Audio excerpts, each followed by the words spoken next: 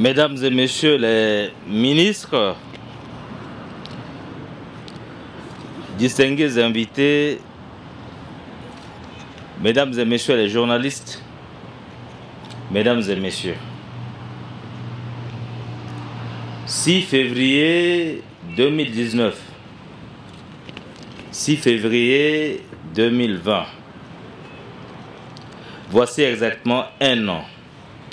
jour pour jour, que l'accord politique pour la paix et la réconciliation en République centrafricaine a été signé.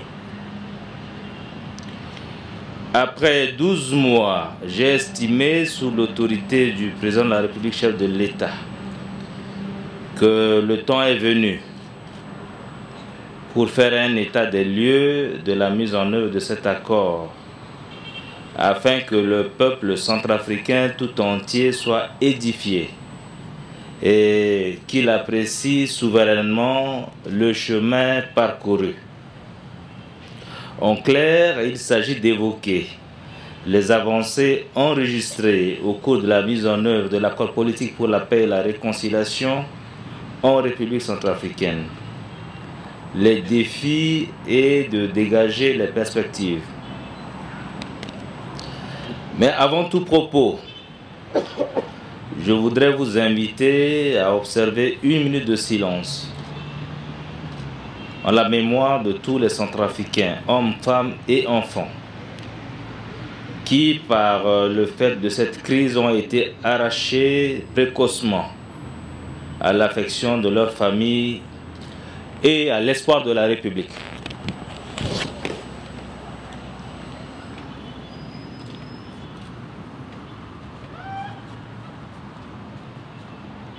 Je vous remercie.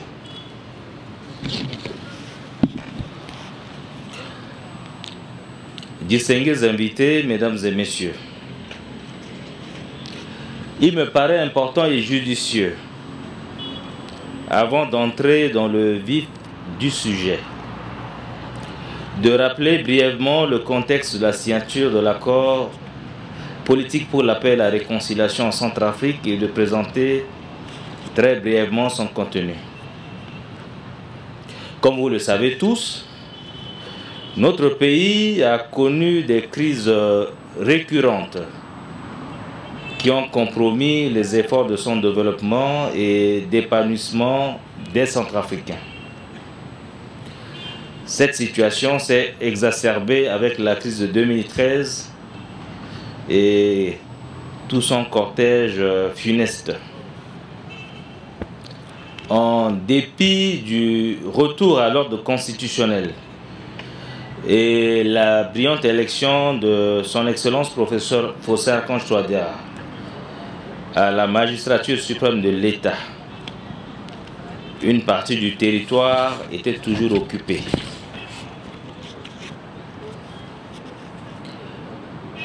Face à ce constat et conformément à sa profession de foi dont les grandes idées ont été reprises dans son discours d'investiture, il a fait le choix de rétablir la paix par le dialogue. Aussi a-t-il instruit le gouvernement de tout mettre en œuvre pour engager un dialogue franc, direct avec les groupes armés, en vue de connaître leurs véritables préoccupations. Ainsi donc, avec l'accompagnement de nos partenaires, notamment l'Union africaine et la CEAC, les différentes initiatives de paix vont être formalisées en une seule initiative,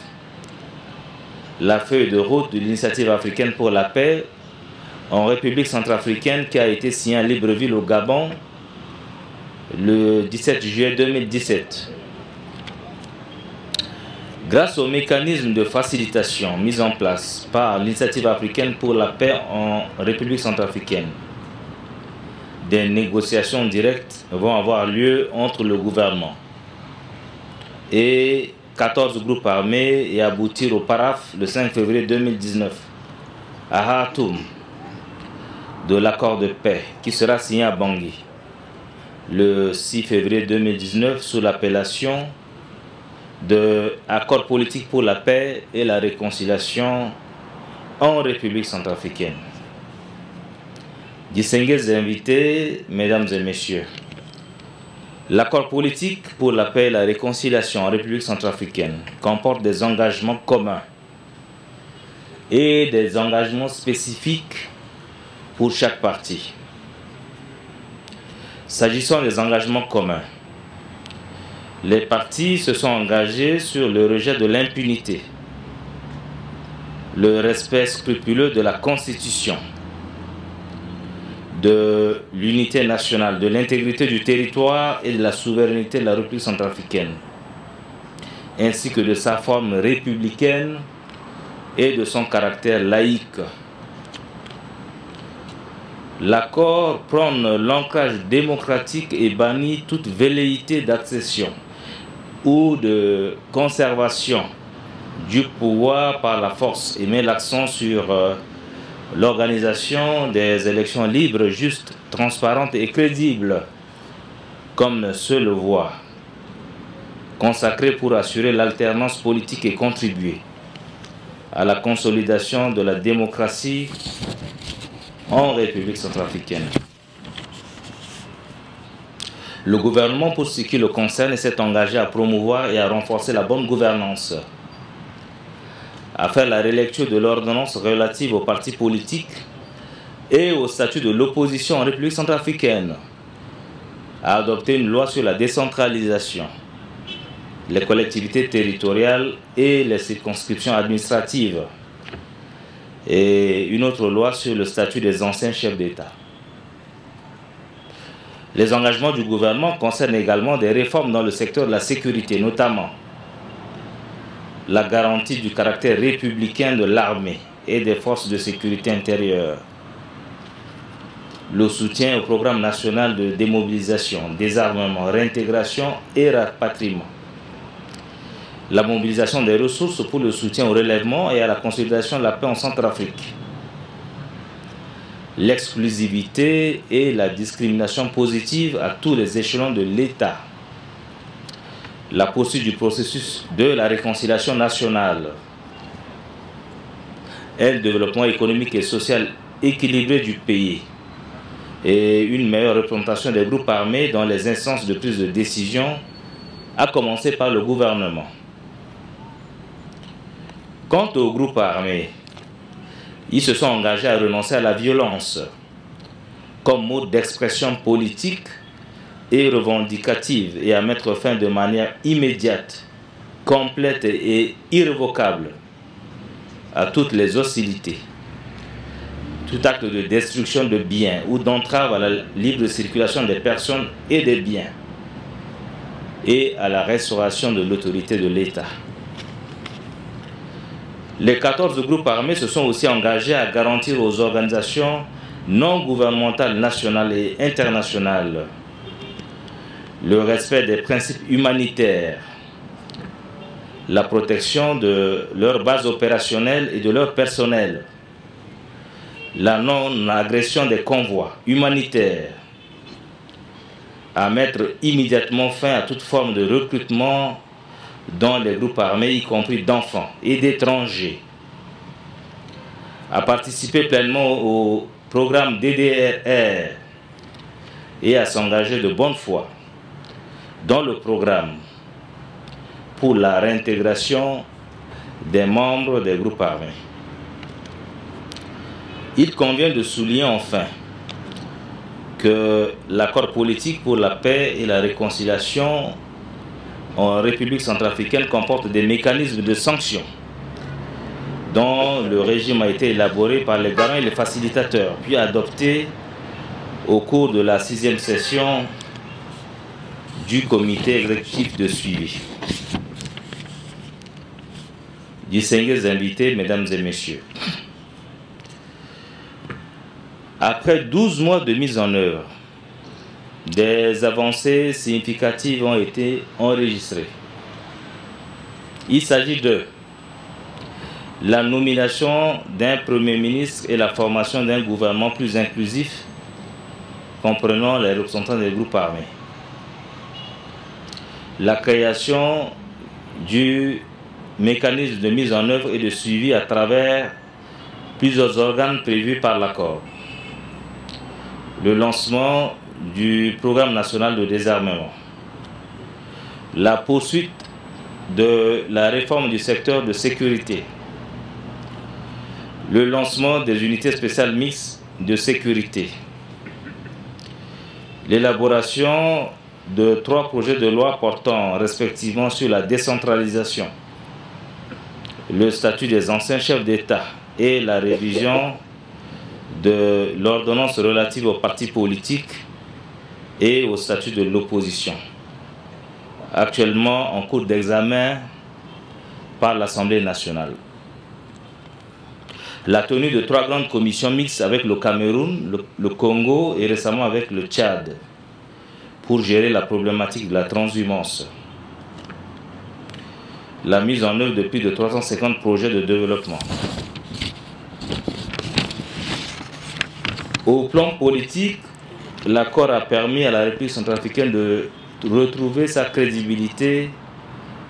sur l'échiquier international. Et les réformes engagées ont permis d'apaiser le climat politique, ce qui a d'ailleurs favorisé le retour au pays des anciens chefs d'État. Au plan sécuritaire, depuis la signature de l'accord de paix, l'on note une réduction significative au niveau de violence communautaire. Avec le déploiement des forces armées centrafricaines au bénéfice de l'accord, la sécurité revient peu à peu, rendant possible le déploiement des services publics dans le cadre de la restauration de l'autorité de l'État.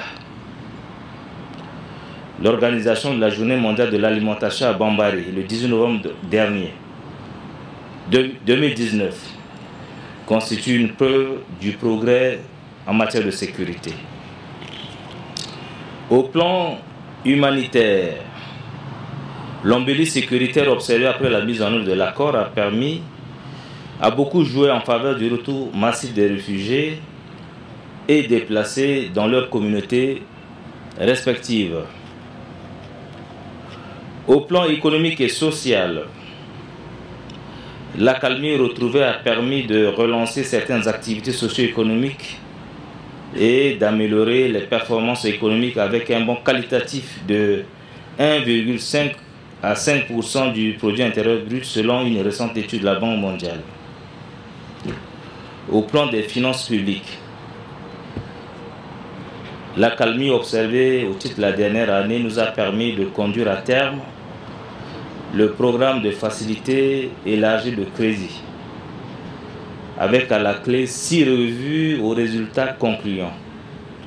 ce qui nous permet aujourd'hui d'entrevoir un nouveau programme triennal avec le Fonds monétaire international. Concrètement, ça veut dire qu'au plan de la gouvernance financière, les ressources de l'État ont été bien gérées pour la période considérée. Par ailleurs, l'adoption d'un programme triennal au titre de la facilité de crédit, le recrutement de plusieurs centaines de jeunes dans les forces armées centrafricaines, la gendarmerie nationale, la police, sans compter l'intégration en cours de 1300 jeunes diplômés dans la fonction publique, témoignent des efforts accomplis dans ce domaine grâce à l'accord de paix. Enfin, dans le prolongement de l'accord politique pour la paix et la réconciliation en Centrafrique, le gouvernement a signé le 27 décembre 2019 avec les représentants des organisations professionnelles d'employeurs et de travailleurs le pacte national pour la stabilité sociale et le relèvement économique, qui constitue un important instrument de dialogue visant à trouver des solutions concertées aux problèmes sociaux de l'heure. Mesdames et messieurs les journalistes, nous devons savoir que l'accord politique pour la paix et la réconciliation en République centrafricaine n'est pas encore la paix. C'est un processus vers la paix. À ce titre, et comme dans tout processus, il est confronté à des défis sur lesquels le gouvernement travaille de façon inlassable avec l'appui des garants et des facilitateurs. Aujourd'hui, l'autre défi que nous devons relever est l'organisation des futures élections présidentielles et législatives.